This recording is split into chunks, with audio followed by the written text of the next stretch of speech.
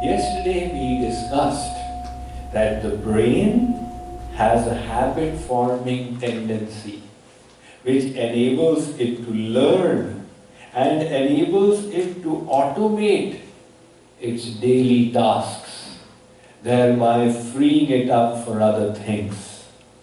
But these habits must be beneficial to us and not harmful. To establish good habits or break bad ones, we need to push through the initial resistance to change of the brain and the body through willpower. Willpower is the control over the mind, which can be grown by practice. But even beyond willpower is the why power which comes from your intellect. When your intellect is firmly convinced about something, realizes the harm of something or the benefit of another, then the intellect has the ability to reign in the mind. We discussed this in great detail, how to empower the intellect with divine knowledge. So, we will proceed from here. We will today go into some deeper philosophy. Knowledge about how this mind works, why it creates anger, greed, desire, and what is the remedy to these mental afflictions. What I am going to tell you is Vedic philosophy. You read all of Western Vedic psychology. Read all of Western psychology. And it will be dwarfed in front of our Vedic psychology. Starting from Sigmund Freud, to Carl Jung, to Adler, to Maslow, McClelland, etc., they were all guessing. And our Vedas don't guess, it is descending knowledge. They tell you this is it, and you can understand with your logical mind how brilliantly explained it is. So the Vedas call these as manas rog, diseases of the mind, anger, greed, etc. Like you have physical afflictions, one physical affliction can incapacitate you. Swamiji, I could not come for your program yesterday. What happened? My tooth was aching. Your 6-foot body and one toothache prevented you from coming. So, ek vyadhi vash nar marahi, ye asadhya bahu vyadhi. Ramayana says, look at the mental afflictions, the shadripu, anger, greed, desire that are attacking us all together. Then what will be the situation of the poor soul? Amongst these, one we can immediately recognize as anger. Anger is such an awful thing. People hurt others, they break property, they even kill. Government rules are in place, but they are not sufficient to subdue people's anger. You heard of road rage? One guy takes his gun out and shoots the driver who crossed ahead or who did not give side.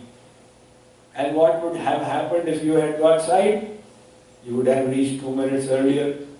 But why did he not give side? I will kill him even if I have to go to jail after that and get hanged. This is the anger in human beings. One father was changing the wheel of his car. His son was on the other side of the BMW, and unknown to the father, he had taken a stone and was scribbling on the car.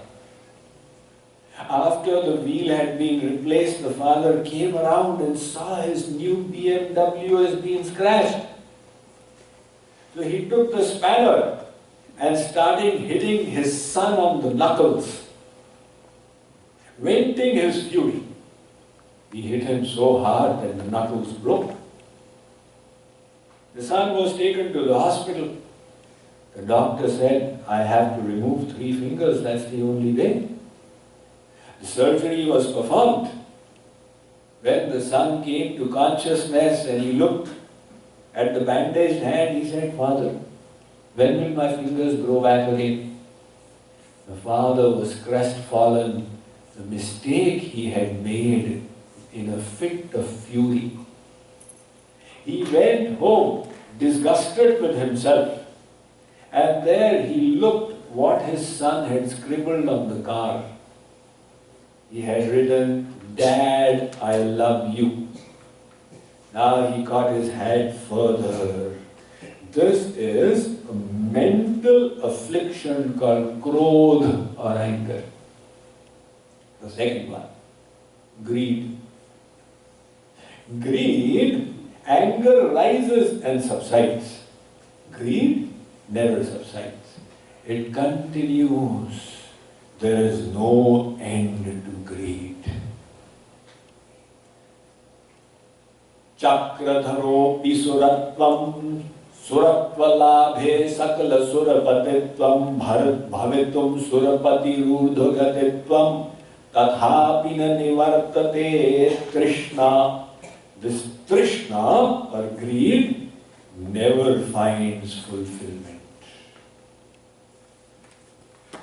It is said desire is bigger than God.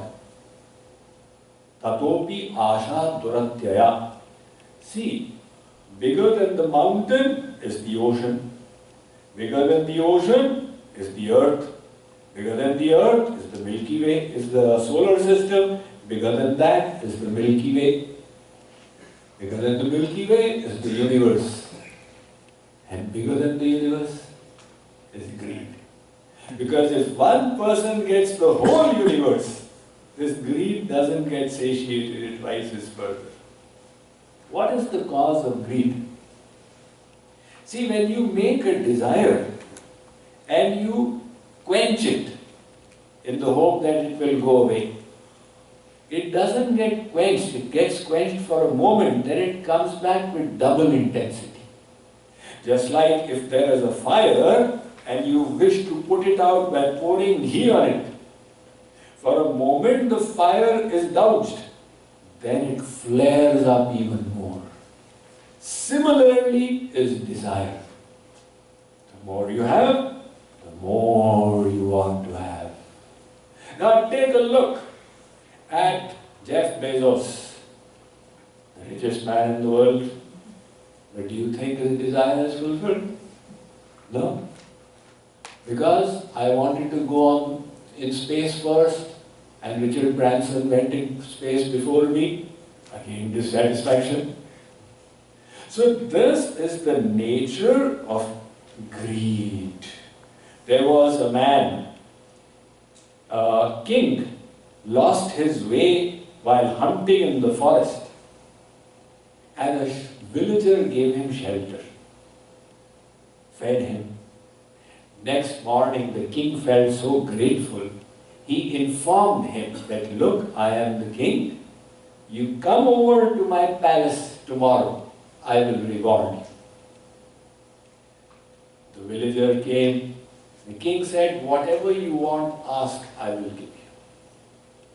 The villager said, okay, as much of land as I can measure on my horse, from sunrise till sunset. The king had a huge kingdom. He said, so be it. Now the next morning he started off on his stallion. It was a fast horse. It galloped. And the villager thought, I have so much, now so much, now so much. By 10 a.m. he had thousands of hectares. By midday, he had a huge tract, enough for generations, but not enough for his greed. So he said, little more. The horse was getting exhausted. By 3 p.m. in the afternoon, the horse just gave way and collapsed. This rider, He fell off the horse and his head went and hit a boulder by the roadside. He suffered a spot death. So when the villagers came to bury him, they said, in the end, only these 2 yards of land came of any use. Everything else went away. So, this is the greed in human beings. It's called a mental affliction, lobh. However, our Vedas say these are minor afflictions.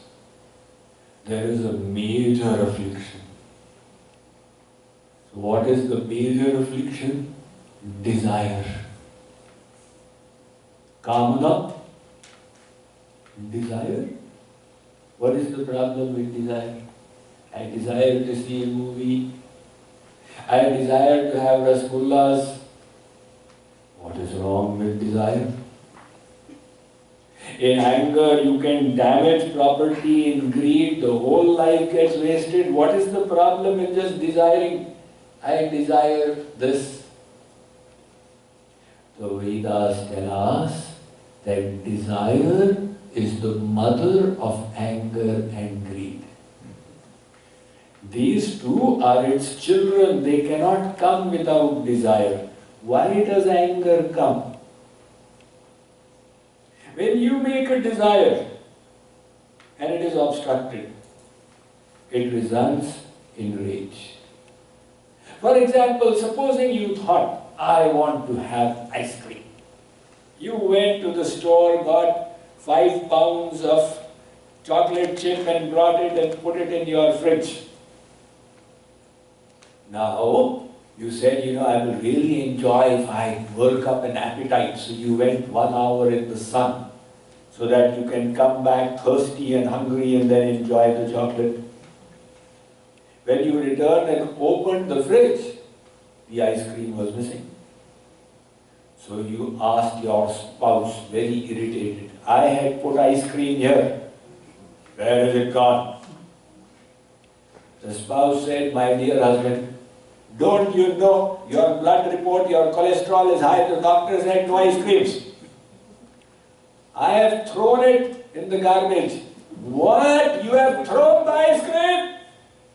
Now anger has come. What was the cause of anger?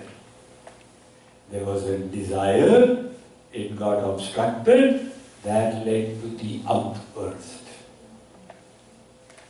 Anger cannot come without desire. Somebody came to me, Swamiji, everything else is okay. I only have one problem of anger. I said, everything else is okay? Yeah, everything else is okay. Impossible.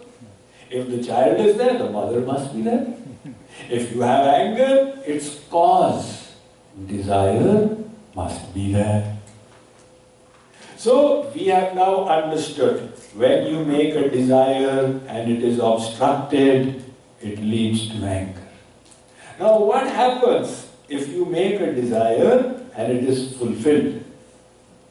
Greed. That's correct. Supposing you came back and the ice cream was not thrown out. You took it out.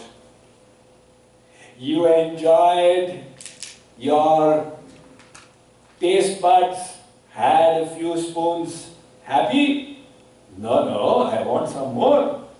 Tasted a few more. Happy? No, but I need the butterscotch now. I didn't taste that. Now happy? Yeah. Now for today I am happy. But tomorrow, again I want ice creams. This is the enigma. That same desire which you quenched today will come back after a few days with redoubled intensity. It is just like you have an itch. It's irritating. Now you have 2 options. Either you just tolerate it. After some time it will go away. But then our human nature, we scratch it. You get relief. Thank God it's gone.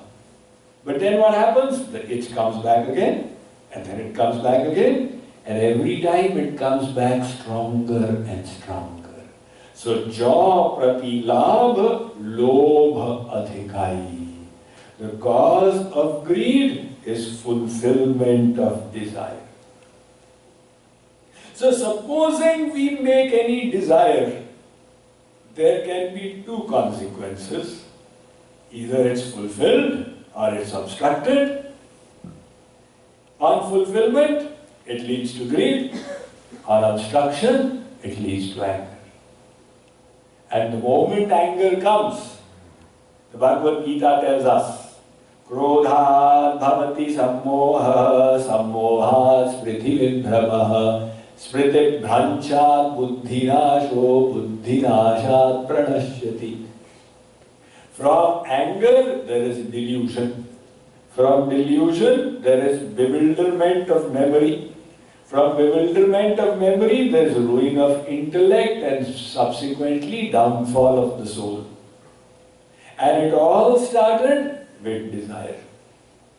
So if we desire, we are stuck. And if we don't desire, there will be no anger and no greed.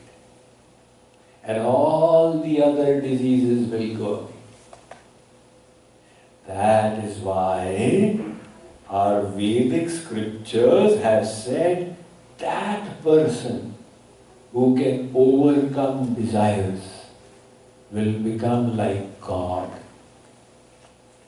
Yada sarve pramuchyante kama yesya nishritah atha martyo mrito bhavatyatra brahma samashnute. Brahma is God, right? Ridishrita, take out desires from your heart and you will become God-like. Not only the Kathopanishads, the Bhagavatam says, Vimuchyati yada kaman manavo manasisthitan taryeva pundarikaksha bhagavatvaya kalpate. Bhagavatvaya kalpate. You will rise to that godly level. And the Bhagavad-Gita says, thirdly,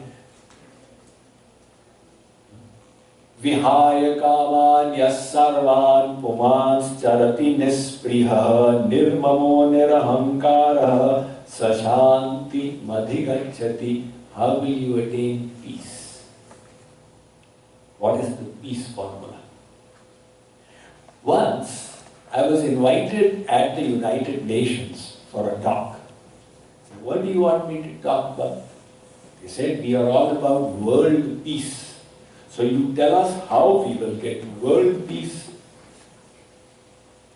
So then I said, all right, you want world peace? This is what I will talk about. World peace through peaceful pieces. When the individual peace is peaceful, only then there can be world peace. If the individual, every human being is agitated, and you talk about world peace, how is it going to happen? The only way world peace will get established is when there is peace in every human being. So how will there be peace in every human being? The Bhagavad-Gita is telling us, Vihaya kamanya sarvan. Get rid of desires, nirmamo nirahankara. The sense of proprietorship and pride. Get rid of this, you will become peaceful. Even in the Buddhist religion, Bhagavan Buddha, he talked about 4 golden truths. The first truth, there is misery in the world. He said it's a golden truth. There is, it's a fact of life. The second truth, this misery has a cause. It is not coming by random. The third golden truth, the cause of misery is desire. What a paradox. We are making desires for happiness, and he says the cause of misery is desire. And the fourth golden truth, if you get rid of desire, you will get rid of misery. So all these Vedic scriptures and the Buddhist philosophy are telling us the same thing. The cause of all problems is desire. If that is the case, How do we get rid of desire? What is the cause of desire? Let's go to the root of the root. See, like for example, if you go to a homeopathic doctor and you say, I've got a stomach upset. He asks you, do you sleep on the left side, on the right side? Do you like salt? Do you like sugar? And hey, Baba, what does it have to do? No, I want to do research till the end. What is the cause of desire then?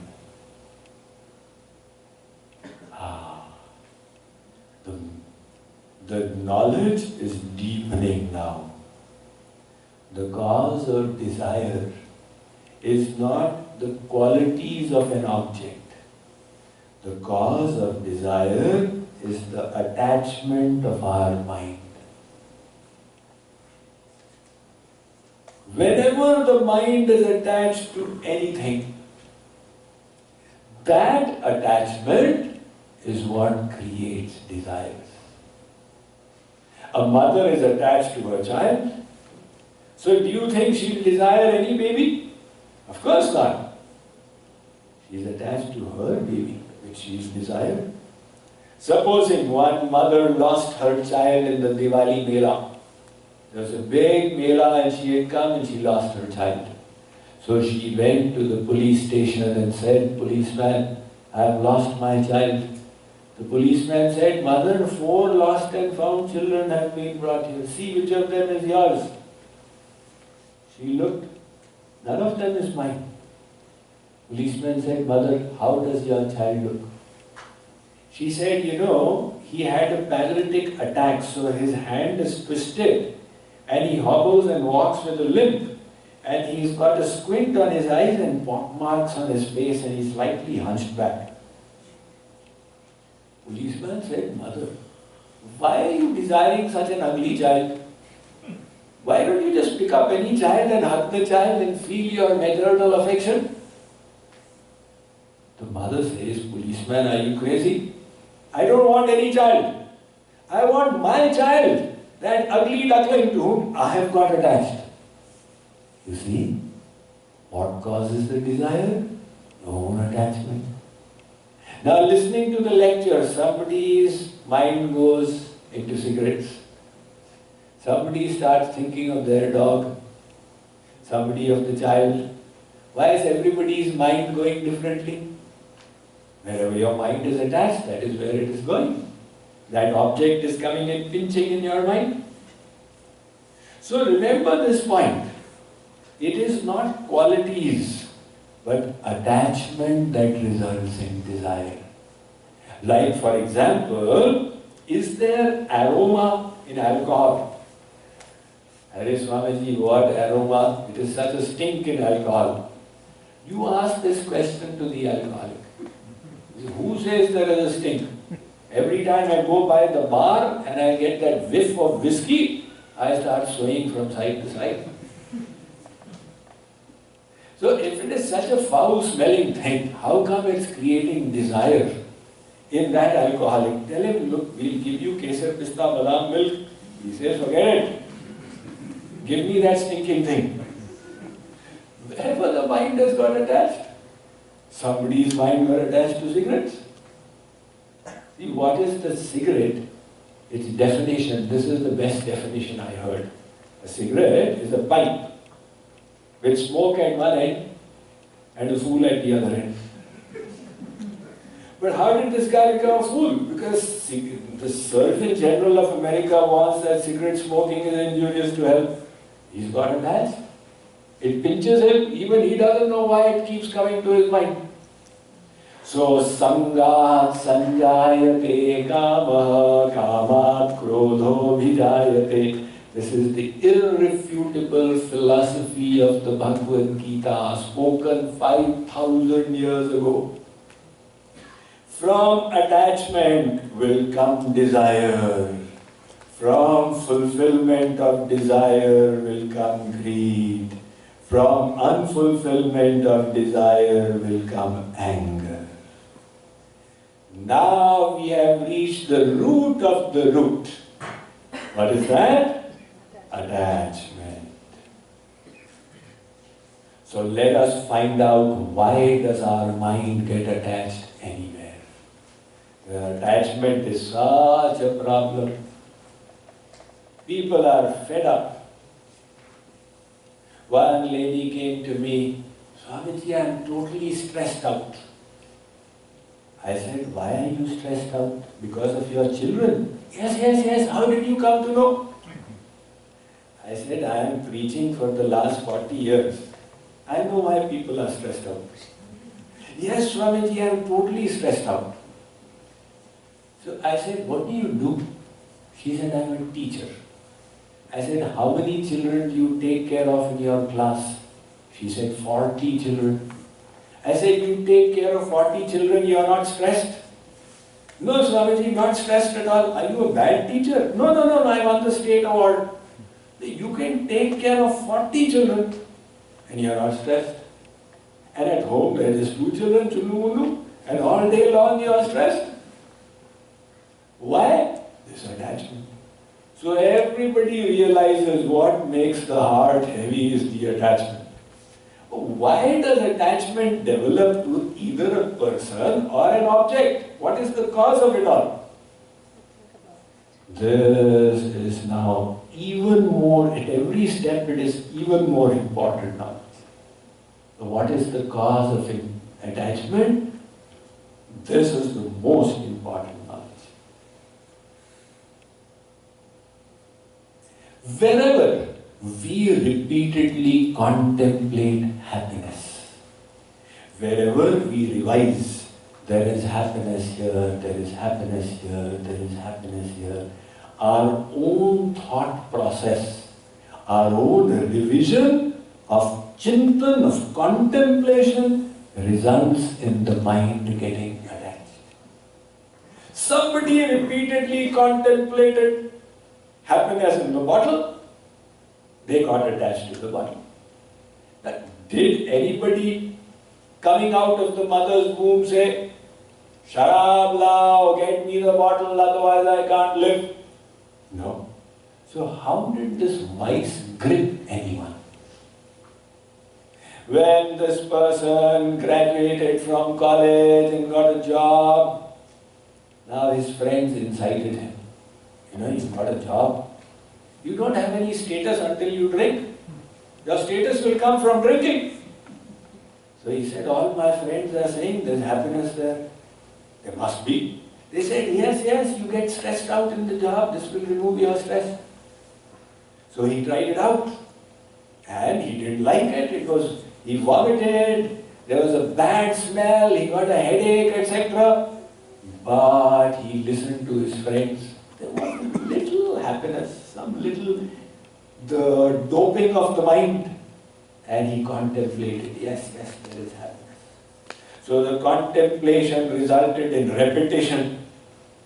Now every Saturday, and then Friday, Saturday, and Friday, Saturday, Sunday. And now he's become an addict. He says, let the family go to hell. Let the business get burned. Let my liver suffer from cirrhosis, but I need my bottle. The bottle comes and pinches him. I will not let you live in peace. You drink me. So how did he reach that state? It was all his own contemplation, the habit-forming nature of the mind. Dhyayato vishayan pumsa sangasteshu pajayate. Lord Krishna is telling Arjuna.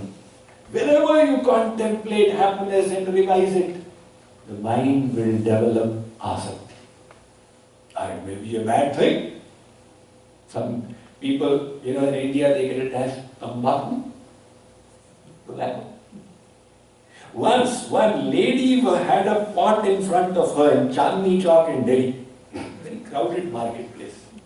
So she was saying, come and buy this. If you take this, then you will never become old. And dogs will not bite you, because in India there are stray dogs roaming around. And thieves will not come to your house. I said, my God, this superfood people in America must get to know of it. You will not grow old. Dogs will not bite you. And thieves will not come to your house. So I said, Mataji, what are you selling in this pot? She said, Babaji, I am selling tobacco. I said, how will tobacco help you like this? She said, if you keep eating it, your lungs will get spoiled. And if your lungs are spoiled, you will keep coughing. So if you keep coughing all night long, why will any thief come to your house? They think he's awake. And your health will get spoiled. So you will have to take a stick and walk. Now when you take a stick, no dog is going to come and bite you. And you will die before old age. You will not become old also. So, now we have understood the whole link. If you repeatedly contemplate happiness anywhere, you cannot avoid but getting attached. And the moment you are attached, you cannot avoid but developing the desire for it. And when there is desire, it is unavoidable that on fulfillment there will be greed, and on unfulfillment there will be anger. So why do we contemplate happiness anywhere? What is it that results in our contemplation? This is our soul nature. Our soul seeks happiness. It cannot avoid seeking happiness. And why? Because it is a part of God who is an ocean of happiness. You are a part of Anand Brahma. So you are naturally pulled to the ocean of Anand. We are all children of happiness. When Swami Vivekananda came to the USA, he used to begin his speech like this: O ye children of immortal bliss, we are all little parts of happiness. Like you throw a stone up, the gravitational force pulls it. Similarly, the ocean of happiness, which is God, is pulling us, and we are experiencing it in the yearning. I need to be happy. This need is unavoidable. When we were born, the first thing we did was we said, give me happiness. Hare Swamiji, when we were born, we could not say, ga, ga, ga, ga. Where's the question of saying, give me happiness? No, we cried. Now we have forgotten. But we all cried when we were born. And why did we cry? Because in the process of birth, we experienced misery. And we cried to reveal our nature. I have not come here for misery. I have come here for happiness. Give me happiness. From that day till today, we are looking for happiness. That nobody can avoid. So if you can't avoid the need for happiness, you will naturally contemplate happiness somewhere. In your company, or past sanskars will make you contemplate. And once you contemplate, then it will be, you will get attached, then you lead to desire, then anger and greed. So when you cannot remove the need for happiness, how do you avoid all this? It is not as easy as people say. Somebody says, give up desire. Say, oh, give up desire? Okay. Like you take it out of your life, give up desire. You think you can give up desire like that? Somebody else says, give up anger and write in my register. Sometimes people go from Minneapolis all the way to Haridwar on holy pilgrimage. So they go around to different ashrams. And some pandits, they keep a register in their ashram. And they tell you, look, you have come all the way from Minneapolis. You must give up something. Their motivation is, give us some vice, something.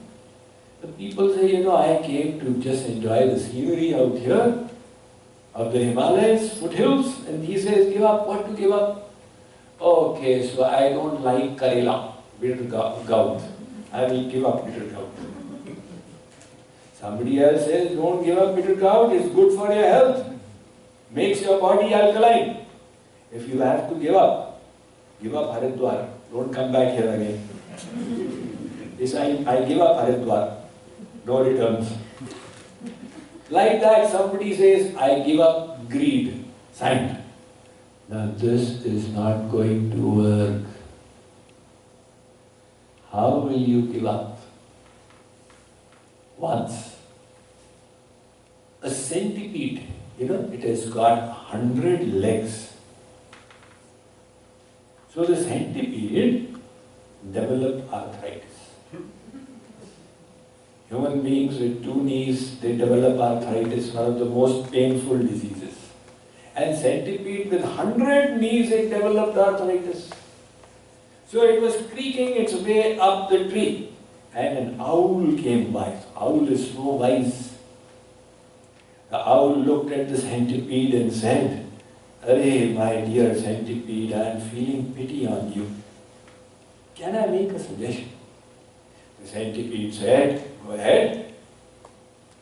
The owl said, "Supposing you become a swan, you will have only 2 legs. You will walk so elegantly, and your arthritic problem will reduce to 2% of what it is today, from 100 to 2. So the centipede said, "Brilliant, Mr. Owl, you are so wise. Tell me, how will I become swan?" The owl said, "I don't know. I only make policy decisions. Implementation is up to you." Likewise, somebody says, "Give up anger. I have made the policy decision, now you implement it." How do you implement it? When you need happiness, you will contemplate happiness. And then all these problems from happiness come, contemplation comes, attachment. Now remember the link. I am telling you this analysis, it is nowhere in the world of psychology. It is only our Vedas that have removed every hair. And from attachment comes desire. And from desire comes anger. So, how do we dismantle the structure? We will discuss. So we are discussing the workings of the mind. And we discussed we need happiness. To fulfill that need, we think happiness somewhere. And when we revise that thought again and again, the mind gets attached. And once it is attached, the desires arise. And those desires on fulfillment lead to greed, on unfulfillment lead to anger. So this problem seemed to have no solution. Actually, there is a simple solution. The simplest solution, and this is said by Ved-Vyas in the Srimad Bhagavad Mahapuran, 11th canto, 14th chapter, 27th verse. Lord Krishna is telling Uddhava. See, Ved-Vyas has written 400,000 verses. The Iliad and the Odyssey, the 2 Greek epics, you join them together and multiply by 7. You will get the length of the Mahabharata, 100,000 verses. But Ved-Vyas didn't only write the Mahabharata, he wrote the Ashtadash Puran, another 400,000 verses. So this one verse says it all. Beyond this, you don't need to understand anything else. What is this one verse? Vishayan dhyayataschittam vishayeshu vishajyate mamanusmarataschittam mayyeva praviliyate. He says, Uddhav, you repeatedly contemplated happiness in the objects of the senses. And your mind became attached to them. Correct? Yes. Now, repeatedly contemplate happiness in God. Sri Krishna is the ocean of happiness. He is Anand Sindhu. When you contemplate happiness in God, what will happen? This brain's nature remains the same. It will become attached to God. And your bhakti will begin. Now you will develop, your attachment to God will result in desires for God. How do I see Sri Krishna? How do I serve Sri Krishna? How do I hear about Him?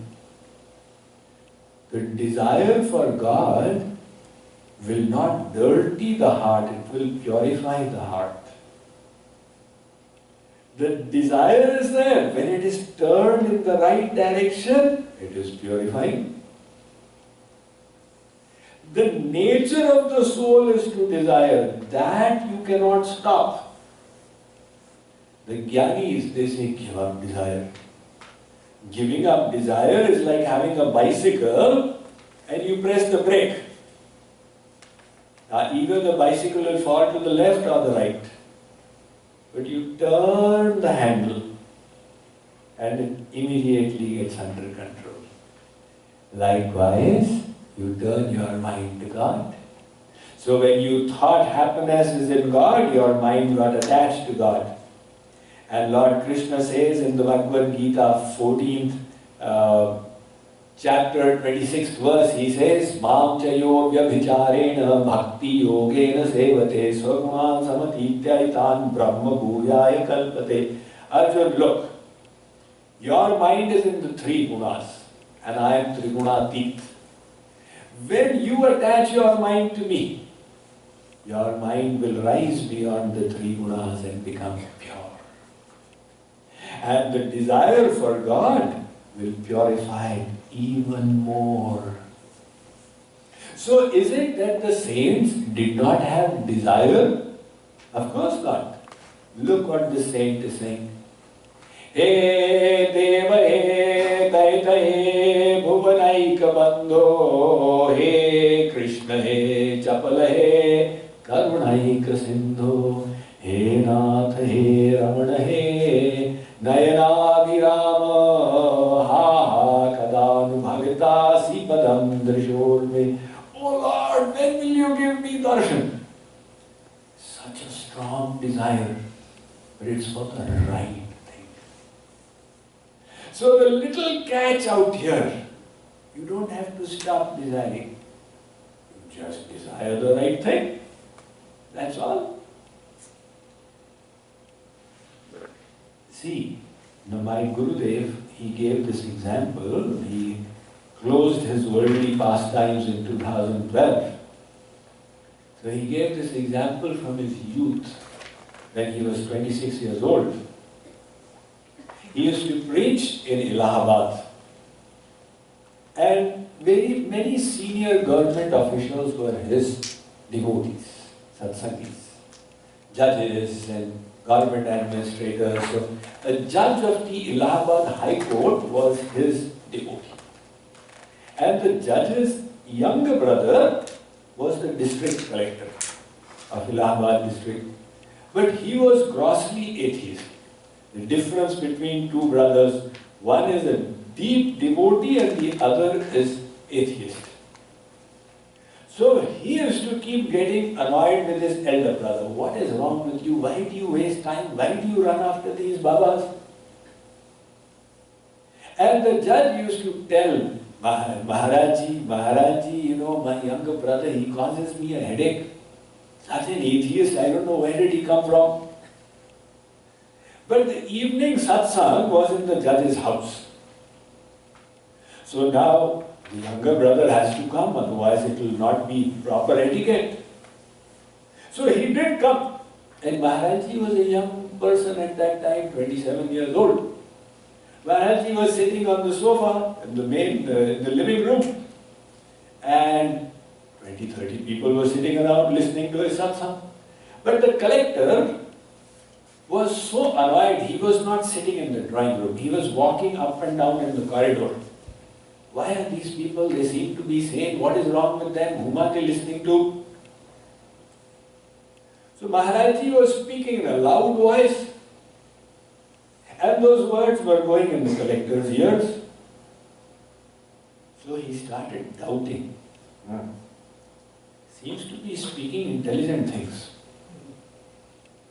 So he stood on the doorway and started listening. And that day Maharaji continued to speak for 2 hours. He saw the collector is listening. So the collector kept on listening. Now he realized that it is not the way I thought. That he has become a Baba because he was hungry and he needed 2 rotis. He seems to be speaking very logically and systematically. And he understood everything that Maharaji said. So at the end of the satsang, everybody lined up to take blessings and prasad. The collector also fell in the line. So Maharaji had already been informed by his brother, the judge, that, my brother is so troublesome. So as everybody kept receiving prasads, when the collector's turn came, before he offers respects, Maharaji fell at his feet. So he felt humbled and embarrassed. Maharaji, what are you doing? Please don't do this. We are the bhogis of the world. You are a tyagi. Maharaji said, no, you've got it wrong. I am the bhogi and you are tyagi. Maharaji, everybody knows about you. You are such a great saint. Maharaji said, what have I renounced? The worldly pleasures of Rasgulla, Samosa, Jalebi, I have renounced them. But there is no true happiness in them in any case. Your tyag is far bigger. You have renounced God and you are running after the world. Maharaji said that the moment I told him that, he fell at my feet and started crying like a little child. And after that, he became a stronger satsangi than his brother. He just understood, we all need happiness. But where is true happiness? If you think it is in the beer bottle, this is tamasic happiness.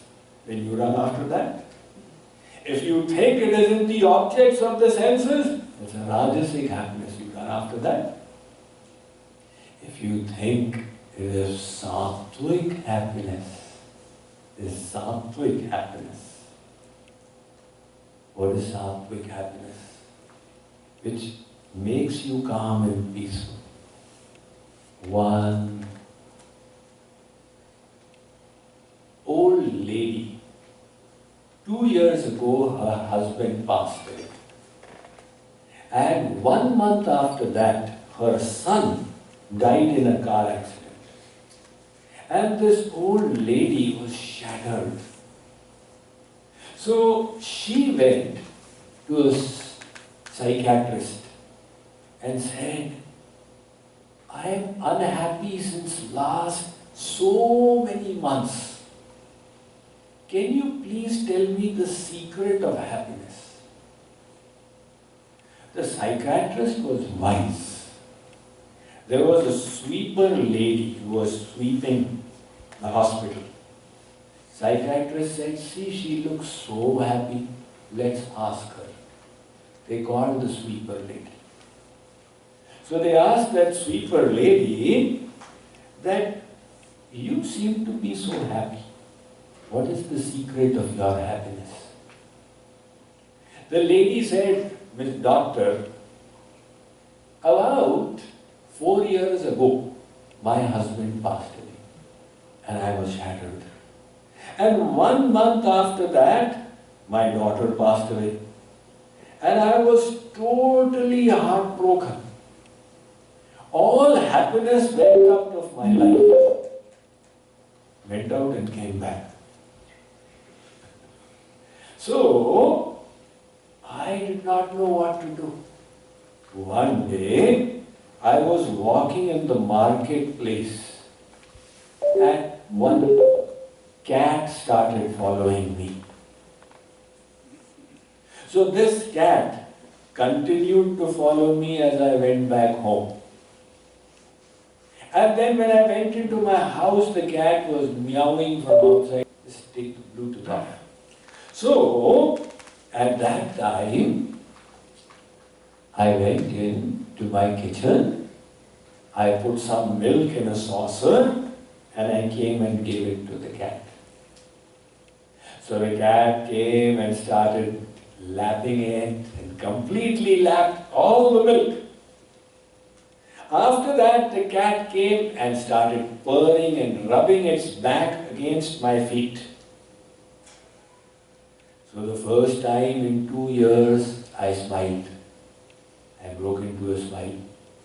And then I thought, if this can give me happiness, why don't I do it again?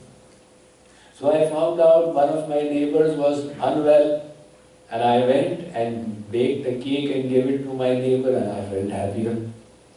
And then I found out that somebody else was in need. I went and helped that person. I felt happier. So see, this person is getting happiness by serving. So happiness, everybody is wanting. Where you decide is happiness is what determines the direction of your life.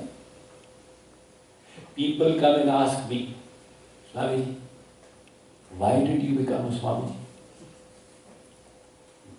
Just a couple of days ago, somebody asked me, you were totally normal. How come you became abnormal?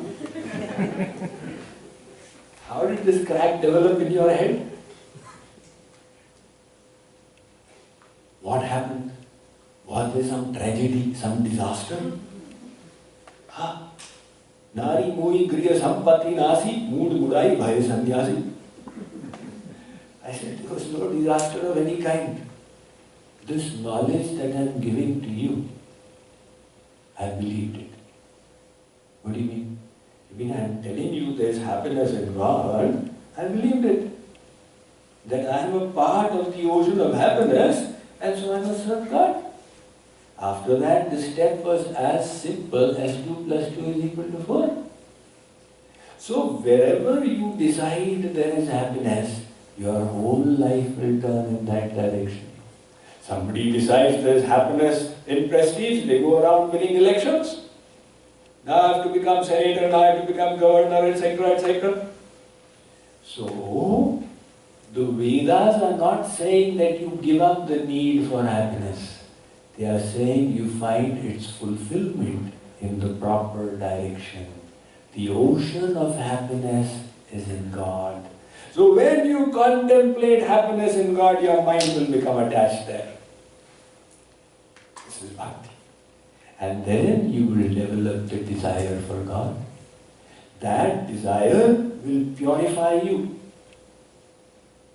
Ya anuragi chittaki gati samjhe nahi koya jo jo dube sham rang tya tya ujjwal hoy. The more the color of Krishna falls, the more your heart becomes pure. And when desire is fulfilled, it leads to greed. So now you will get a spiritual greed. More bhakti, even more bhakti. Sita Rama Charana Rati More Anudena Badahi Anugraha Tore. Hey, you've got enough bhakti, now I want even more. So that spiritual greed is not a bad thing. It will keep on taking you further. And when desire is not fulfilled, it leads to anger. So now you be angry at yourself. Ha Raghunandana prana pirite tuma binu jiyata bahuta dina bite. This devotee is angry. I have still doing sadhana, but still I am not getting purified. I need to try harder. What is wrong with my mind? So you have made anger into your friend. And you can even make envy into your friend. See, we both came to Swamiji's satsang together, and this person in 2 years went from there to there, and I'm still out here. So I need to try harder. So all these which were defects, when they are dovetailed, when they are sublimated in the direction of God, they become your friends. Only thing is required with your intellect, you decide, my happiness is here. And then contemplate that happiness. So over 3 days, we have discussed the mind in and out and all the pathways of the mind. Now we will discuss the subconscious mind. Boliye Radha Krishna Bhagwan